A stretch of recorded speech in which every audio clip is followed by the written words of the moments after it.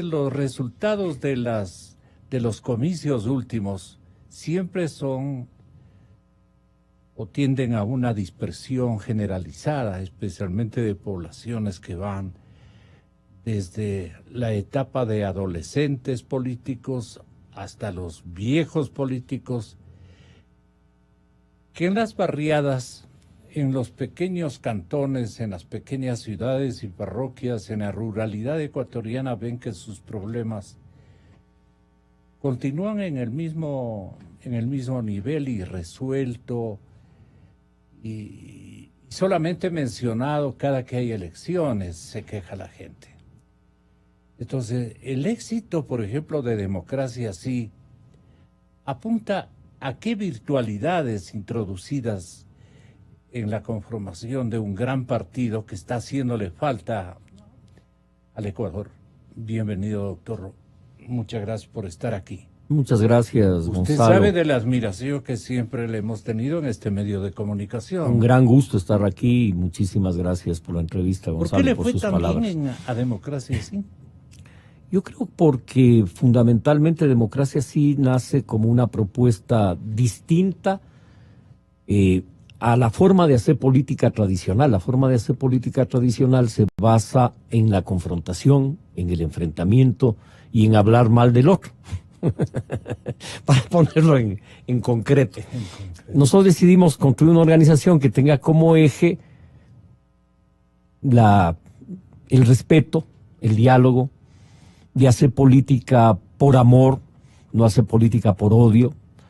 Y creo que ese mensaje general contrastó con la década pasada del régimen correísta, de insulto, de agravio, de hacer política con rencor, de insultinas de los sábados. Y creo que Democracia Sí... Y de corrupción. Y de corrupción, de autoritarismo, de persecución, de limitación de las libertades. Y creo que Democracia Sí surge como una respuesta a eso. Entonces dijimos, bueno, aquí ya basta de hacer política por odio, vamos a hacer política de otra manera. Vamos a hacer con el corazón. Pero permítame que le mencione que, no obstante, el Ecuador sigue en una situación de dispersión desde luego. Que realmente... Así es, Gonzalo, y creo que es lamentamos, importante. ¿no? Lamentamos profundamente. Pero esa dispersión se produce por la existencia de más de 200 organizaciones políticas nacionales, provinciales y cantonales, por un código de la democracia permisible a que nazcan fuerzas, especialmente las locales. Es decir, para dispersar.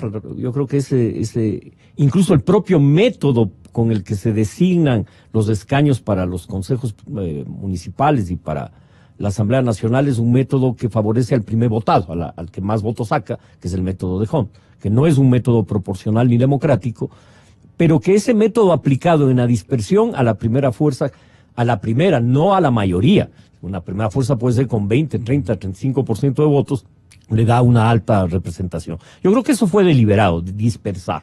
Y creo que la lección es clara y creo que es necesario cambios al Código de la Democracia. En esa dispersión incluso, construir una nueva fuerza política no era para nada fácil. Nosotros optamos por la madurez, la sensatez, el respeto. Y dijimos, la tendencia progresista del Ecuador necesita ir lo más unida posible, con todo y la dispersión. Y es por esa razón que nosotros en varias provincias y cantones no lanzamos candidatos, sino que hicimos alianzas. Hicimos alianza en Pichincha, apoyando la candidatura de Juan Zapata, en Quito, apoyando la candidatura de Paco Moncayo.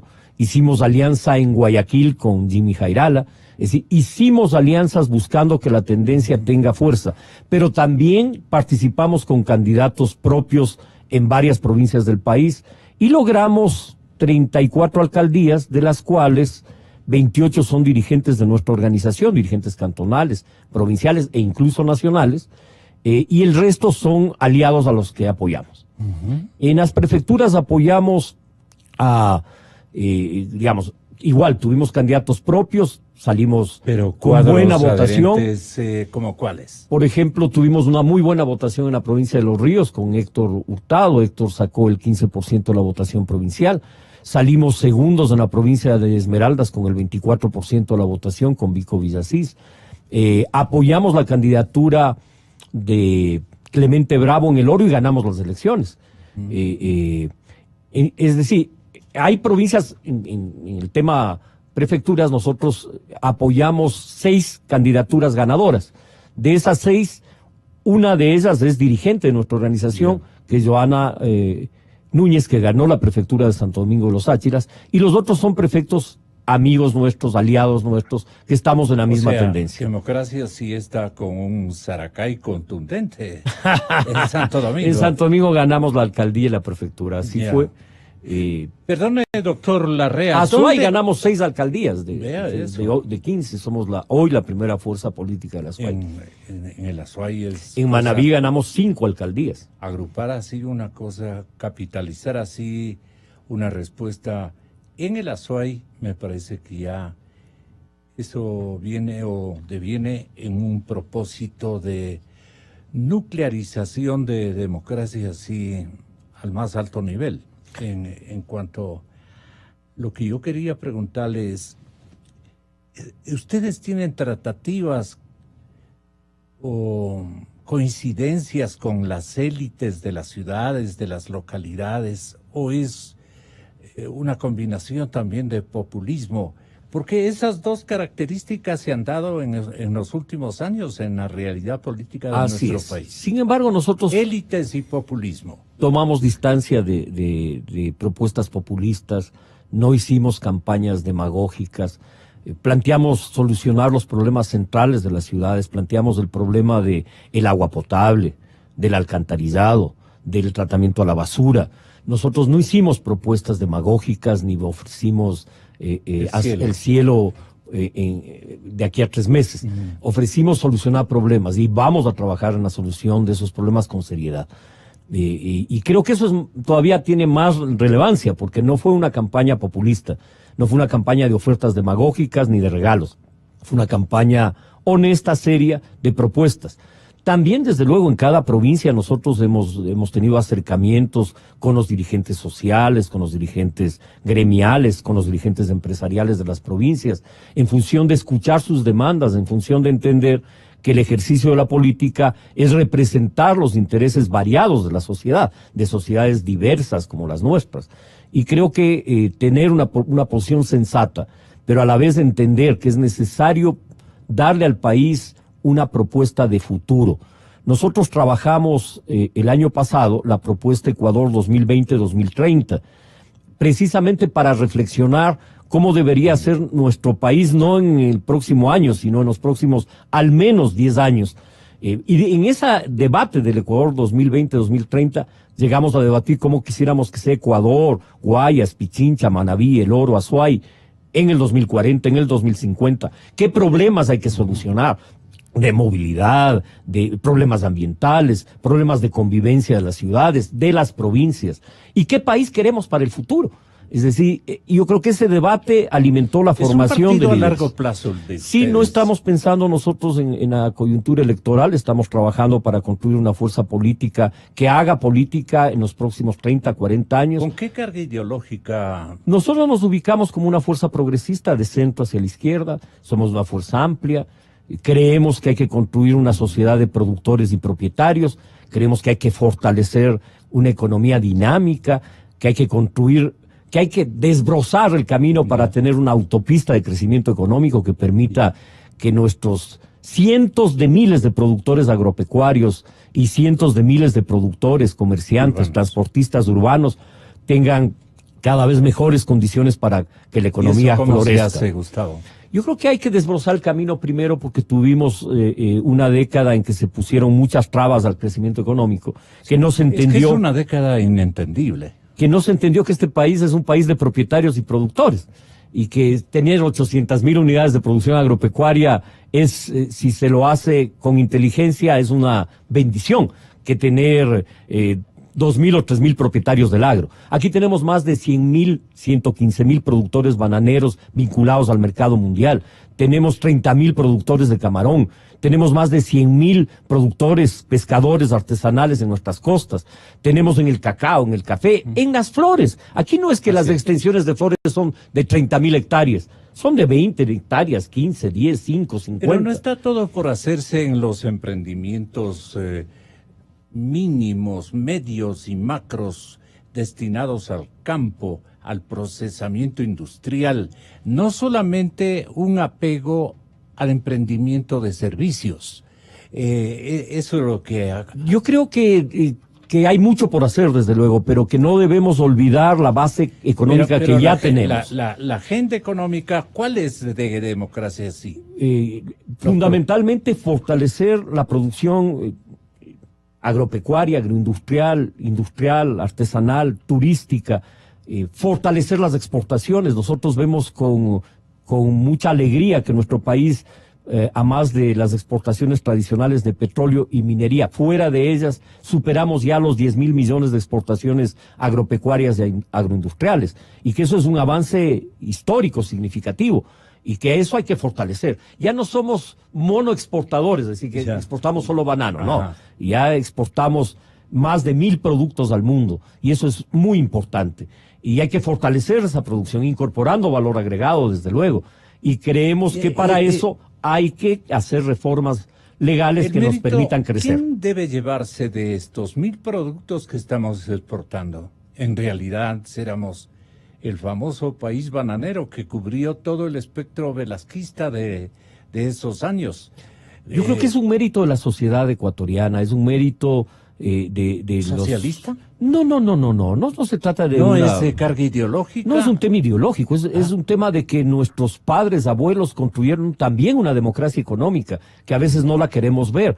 Que a veces, más que todo. Sí, que creemos que la economía es asunto de 100, 200 o 500 grandes empresas, que está muy bien que existan, pero no son solo esas empresas. Hay cientos de miles de empresas, que eso es lo importante.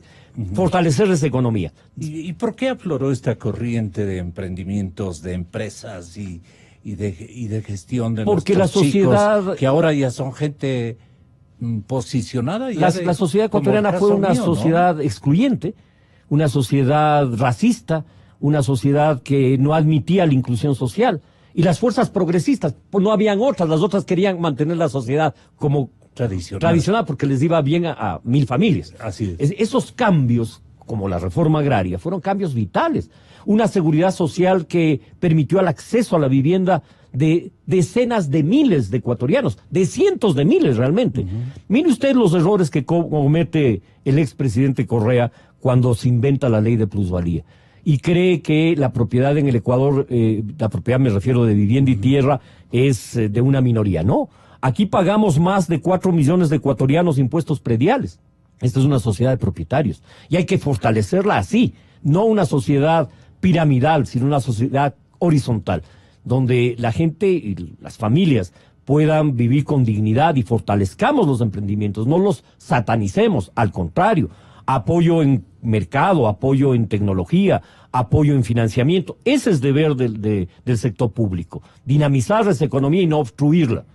La comunidad política de ustedes entonces se casa con el nuevo Ecuador, el que va a resultar revitalizado, digamos. Yo creo que nosotros logramos cada día más entender de dónde venimos, cuáles son nuestras raíces para entender a dónde vamos y no estar copiando modelos por más exitosos que sean en cualquier latitud del mundo, sino que aquí hay un modelo construido. Pero con un amparo ideológico bastante combinado. A ver, yo creo que con una mixtura con una visión ideológica del siglo actual y no del siglo XVI.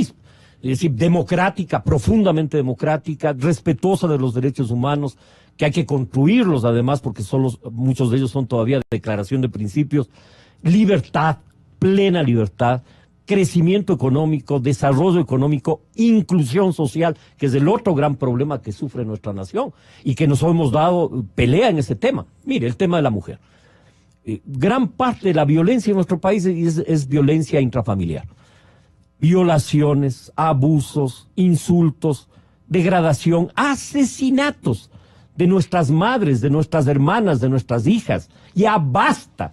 Y esto requiere una política de inclusión social para superar una sociedad excluyente y patriarcal. Entonces creo que hay una agenda también social importante y una agenda ambiental. Y en la agenda ambiental los jóvenes están cada día más inmiscuidos en la defensa de la naturaleza. Y no se trata de declarar o de hacer un decreto que diga de mañana en adelante nuestro país vive en armonía con la naturaleza, porque construir la armonía con la naturaleza implica cambios tecnológicos y cambios culturales, pero hay que emprender esos cambios. Democracia sí es la expresión de esos sectores. Nosotros somos una organización no de 20 personas, somos decenas de miles de ecuatorianos. Es decir, nosotros solo una convención, un cantón pequeño como San Lorenzo, tuvimos 1.500 miembros de la convención cantonal. Es decir, somos una fuerza que expresa un sentido de la sociedad ecuatoriana. Se vio en los votos. Así ¿Qué es. porcentaje?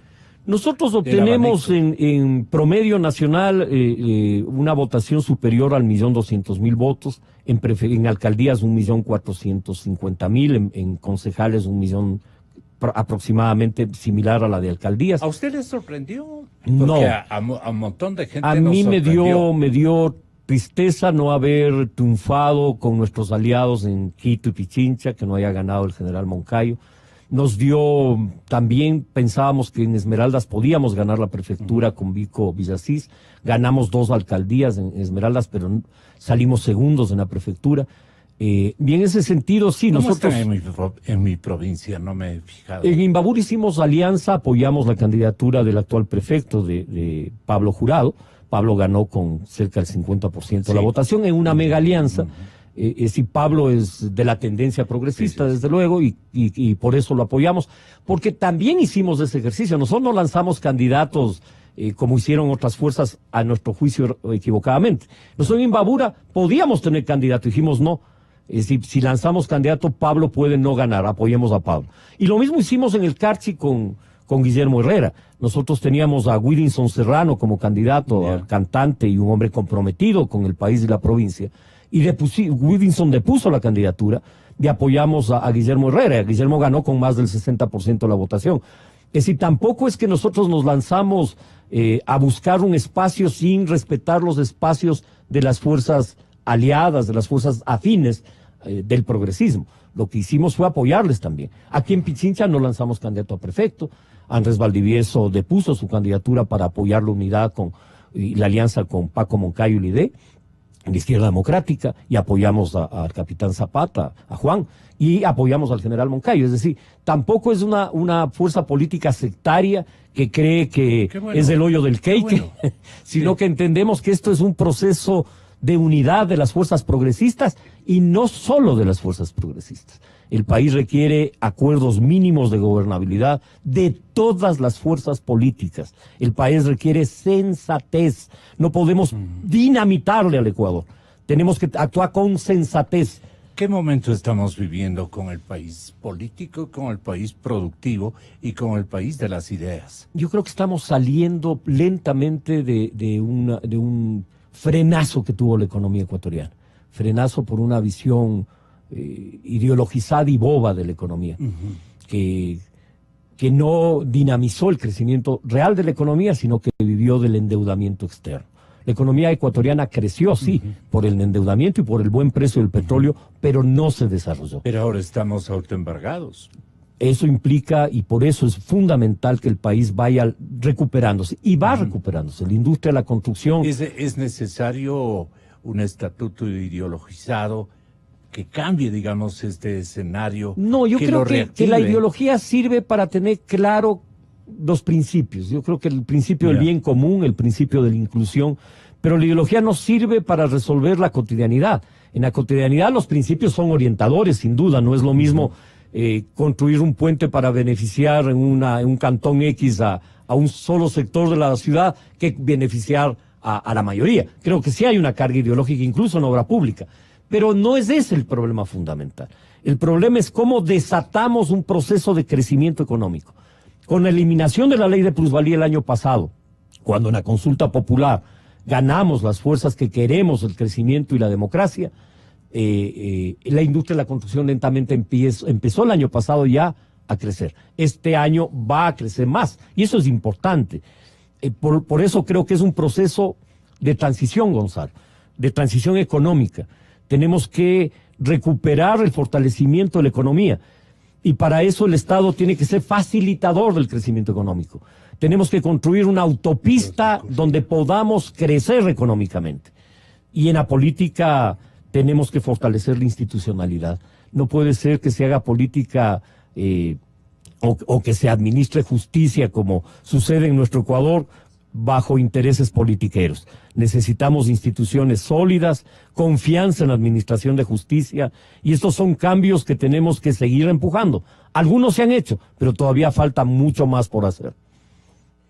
Ahora yo le quiero preguntar porque el señor presidente Moreno, hablando de los dos líderes o ex líderes, no sé cómo usted los vea, de ese gran movimiento que hace un buen tiempo Rafael Correa lo lideró con determinados lineamientos y estrategias que no terminaron de convencer a un gran número de ecuatorianos que se alinearon rápidamente con democracia, sí, parte de esa escisión, digamos, de lo hecho mal por el expresidente de la República.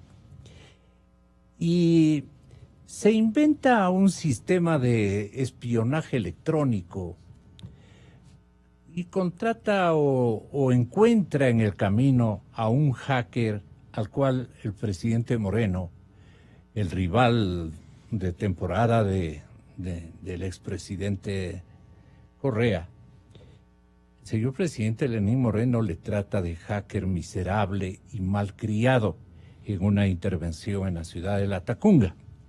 Hacker miserable y malcriado, Julian Assange. Primero, ¿usted qué piensa? ¿Qué oficio, qué estrategia, qué concurso cumplió Assange en la vida de este gran movimiento que lideró otrora el expresidente Rafael Correa? Yo creo que más que en el movimiento que lideró en su propio gobierno y en su propia acción política, de hecho estableció un acuerdo y una alianza con Julian Assange. Yo en mi vida, Gonzalo, he sido un defensor de los derechos humanos y las libertades desde muy muchacho. Ahí nos conocimos en esa pelea por la defensa de los derechos humanos. Y creo en el derecho de asilo. Creo que es importante cuando un ciudadano es perseguido que los estados y los países le brinden la posibilidad de apoyo, de exilio. Sin embargo, de eso, con las reiteradas violaciones al estatuto de asilo del señor Assange, con prestarse a través de sus socios Wikileaks a atacar de manera sistemática al gobierno del presidente Lenín Moreno, hizo que la situación de él sea insostenible. Esta noble institución del asilo no es para que alguien se refugie en un país y empiece a lanzar lodo por ventilador, e incluso lodo por ventilador al propio país que le dé el asilo. Es decir, si estas condiciones no hubieran existido, él debía haberse permanecido en la embajada. Pero esas condiciones objetivas existen. Entonces, el principio del asilo fue violado por Assange, no fue violado por el gobierno ecuatoriano. Fue en las reiteradas violaciones a su situación de asilado lo que provocó la reacción del gobierno ecuatoriano. En forma tan violenta y tan traidora, pues no, porque el afecto, la bienvenida y un poco hasta el disimulado acto o acción cumplida por el gobierno del presidente Moreno, así debía haber gestado una respuesta, una reciprocidad de una actitud adecuada. Quiere decir que este hombre estuvo alimentando pasiones a través de una energía amargada de esos otros líderes que quedaron desbancados. Sí, probablemente. El hecho es que él no respetó. Estoy diciendo su condición un de poco eso. la verdad. Sí. Con Sí, otros nombres. Con otros matices, desde Con luego. otros matices. Pero en definitiva, Assange no cumple con el estatuto mínimo de cualquier asilado. Sí, es como... Hay un referente en América Latina que es Haya de la Torre, que estuvo asilado muchos años. Pero Haya de la Torre no usó el asilo para insultar, para perseguir, para denigrar. Respetó a quien le dio el asilo, pues obviamente. Es decir, aquí pateamos figurativamente, claro. Damos cabezazos, insultamos al quien nos invita a su casa y al que nos permite estar en su casa, en el caso del Estado ecuatoriano con relación al señor Assange. Es decir, por eso es que la situación de él se convirtió en algo... ¿En qué se convirtió Assange para Correa? ¿Y en qué Bueno, se convirtió pues, Assange para sin Moreno? Duda, Correa... Para Moreno también. Sí, Correa ¿Cómo en aliado usted? para Correa. Yo creo que él fue un aliado, Wikileaks fue un aliado del correísmo. Miren ustedes la contradicción esencial. Un espía electrónico para Correa. Probablemente. Pero más allá de eso, mira, cuando él le da el asilo a Assange a nombre de la libertad, confundiendo libertad de opinión, de expresión con espionaje, pero podría decirse estaba perseguido el del asilo. Pero ¿qué comportamiento tenía el señor Correa y su gobierno en el Ecuador? ¿A quién perseguía? ¿Qué coincidencia? Justo le dan al asilo y el juicio contra el diario El Universo. Le da el asilo y la persecución a los jóvenes del Uruncoto, a declararles terroristas a muchachos que salían a protestar del central técnico, confundiendo terrorismo con la legítima movilización social, en arrastrar a la señora Piggy y expulsarle del país. Entonces ahí los derechos humanos no valían, ahí los derechos humanos no se ejecutaban.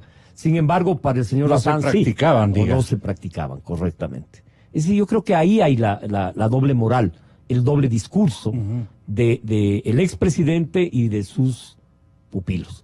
El doble discurso, triple, la impunidad, la forma soez de expresarse y hacer política, de ellos y sus acólitos, porque tienen muchos acólitos todavía, en todas las tendencias, tienen acólitos, que dicen, no, esto es bárbaro. ¿Y por qué? Déjame terminar con lo de Moreno, Gonzalo. Y creo que en relación al presidente Moreno, a Lenín Moreno, creo que incómodo heredar a un personaje que no respeta su condición de asilado.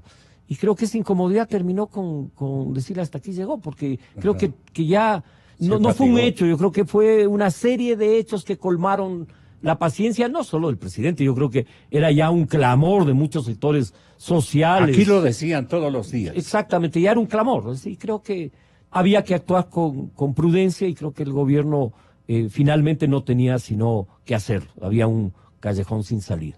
Pero en este momento sus ex coidearios están clamando al cielo castigo para estos actores, comenzando por el señor presidente Moreno, que decidieron liberarse de este espía que le imponían mal a todo el mundo, que le vigilaba y le investigaba y le hacía un seguimiento singular a un montón de gente y le tenía a Patiño y al expresidente Correa muy bien informados de lo que usted hacía, como lo que hacía. Desde luego, por ejemplo, en toda esta cantidad de documentos que han sacado documentos editados de chats míos con alguna gente cercana al gobierno, donde yo emito opiniones, desde luego, pero opiniones democráticas y sinceras. No me avergüenzo de ninguna de mis opiniones. Lo que sí me parece un irrespeto es que cambien los textos. Incluso cambiados, como lo han hecho, no dejan de ser democráticos, porque yo lo que expreso ahí es necesaria una consulta popular, lo expreso en noviembre del año antepasado. Era absolutamente... Porque es necesaria. Era necesaria. Ahora también va a ser necesaria otra, pero en esa época era necesaria la consulta. ¿Y cuál era mi opinión? Que había que hacer la consulta y preguntarle al pueblo ecuatoriano si quería la reelección indefinida o no, si quería mantener la ley de plusvalía o no. Esa era mi opinión. Y la expresé, pero no la expresé solo en ese chat, la expresé aquí en esta radio, ni como la expresé en otros medios de secreto, ni mucho menos, claro. Como ahora. Yo creo que hay que ir a una consulta popular y creo que las fuerzas políticas, sociales, Debemos llegar a un gran acuerdo nacional para ir a una consulta que modifique aspectos de la Constitución, entre otros el tema del Consejo de Participación Ciudadana. Ahora que estamos con todos los ecuatorianos, buena parte de ellos dicen, ¿y ahora qué pasará? Con eso quieren decir bastante. Yo le pregunto a usted en una forma directa, ¿de qué hay que cuidarse respecto de las pasiones que tiene Correa frente a sus adversarios que no le han dado gusto o que no le han obedecido? De no caer en su trampa, de no volver a caer en su trampa. Hace años Correa le hizo una gran trampa a este país. Soy invencible. Y muchos le creyeron. Y decían, no, es invencible. Sí, él es... No. Es un cuento.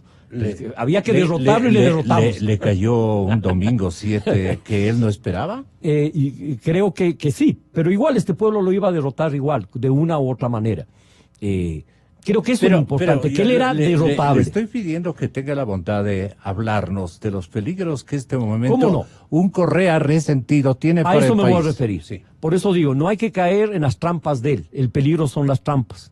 Las trampas de intentar desestabilizar nuestro país. Nosotros debemos actuar con sensatez. Este gobierno requiere consolidarse.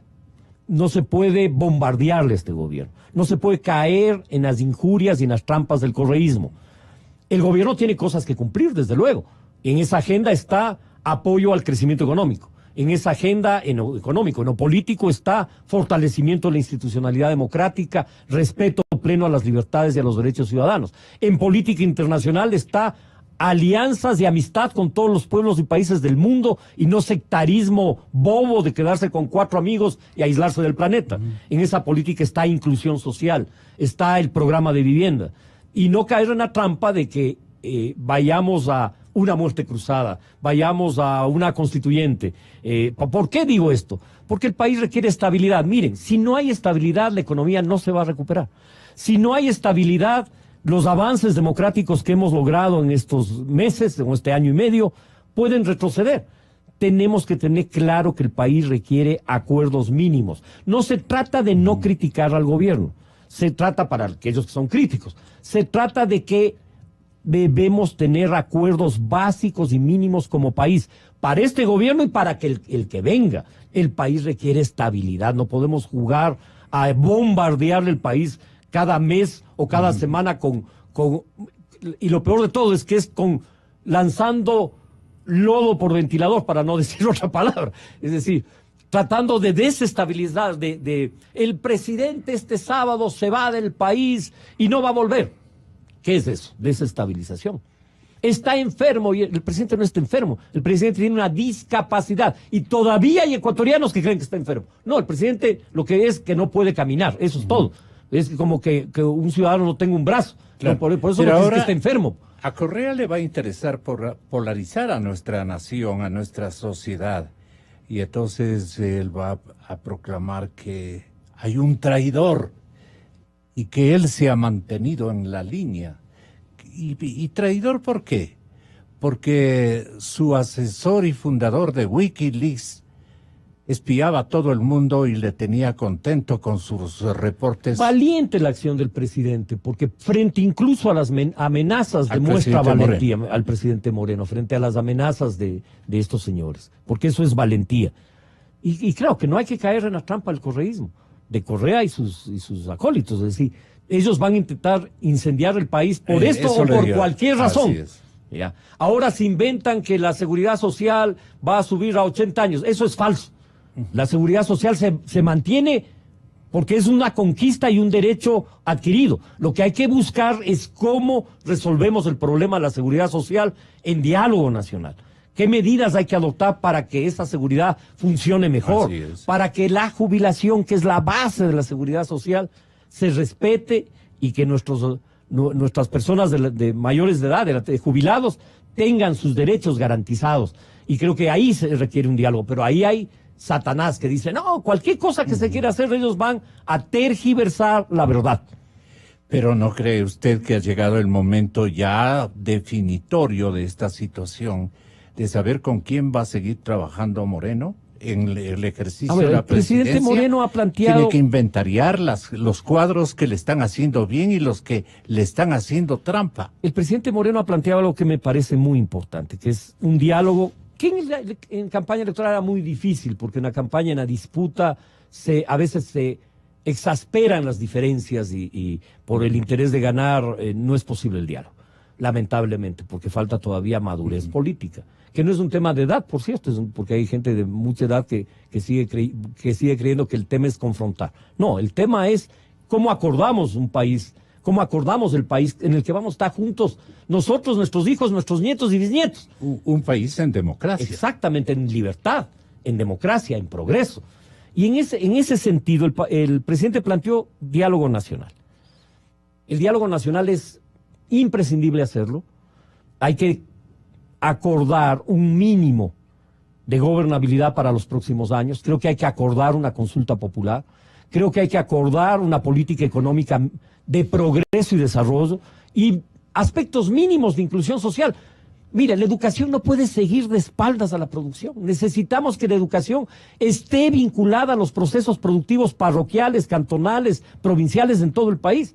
Esos cambios son vitales, hay que acordarlos, porque va a implicar eso modificaciones legales y apoyo político para esos cambios. Yo creo que eso es fundamental. Como expresión de esos acuerdos, el presidente, que cumple 2 años el 24 de mayo, muy bien puede hacer cambios en su gobierno. Yo creo que hay ministros y ministras muy destacados que deben continuar sus labores. Y probablemente uno u otro no, y esos ajustes y cambios lo debe hacer el propio presidente, él es el presidente. Ya, a mí me preocupa el Palacio, no solamente el gabinete.